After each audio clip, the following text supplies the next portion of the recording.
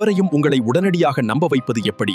நம்பிக்கை என்பது ஒரு பேராயுதம். ஒருவரை உங்களை நம்ப வைப்பதன் மூலம் அந்த உறவை நீங்களே கட்டுப்படுத்த முடியும். வேலை நேர்காணல்கள், முதல் சந்திப்புகள், வியாபார பேச்சுகள் என வாழ்க்கையில் எல்லாமே இந்த நம்பிக்கையை சார்ந்ததுதான். 1. உத்திகளுடன் கூடிய பலவீனம். உங்களை மற்றவர்கள் நம்ப வேண்டும் என்றால் முதலில் நீங்கள் உங்கள் சிறிய பலவீனத்தை வெளிப்படுத்துங்கள். ஒரு சிறிய தவறு அல்லது ஒரு சாதாரண தயக்கத்தை பகிருங்கள். இது பரஸ்பர பாதிப்பு என்று அழைக்கப்படுகிறது. நீங்கள் உண்மையாக இருக்கும்போது மற்றவர்களின் மூளை அதை நம்பிக்கையாக எடுத்துக்கொள்கிறது. 2. பெயர் உச்சரிப்பு முறை. உரையாடலில் அவர்கள் பெயரை அடிக்கடி பயன்படுத்துங்கள். ஒருவரின் சொந்த பெயரை கேட்பது மூளையில் மகிழ்ச்சியை தூண்டும். இது ரொம்ப நல்ல ஐடியா என்று சொல்லுங்கள். அவர்களின் அடையாளத்தை உங்கள் பாராட்டோடு இணைப்பது உடனடி நெருக்கத்தை உருவாக்கும். 3.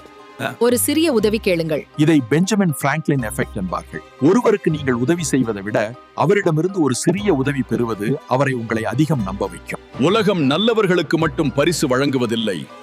அதிகாரத்தை புரிந்தவர்களுக்குத்தான் அது வளைந்து கொடுக்கும்.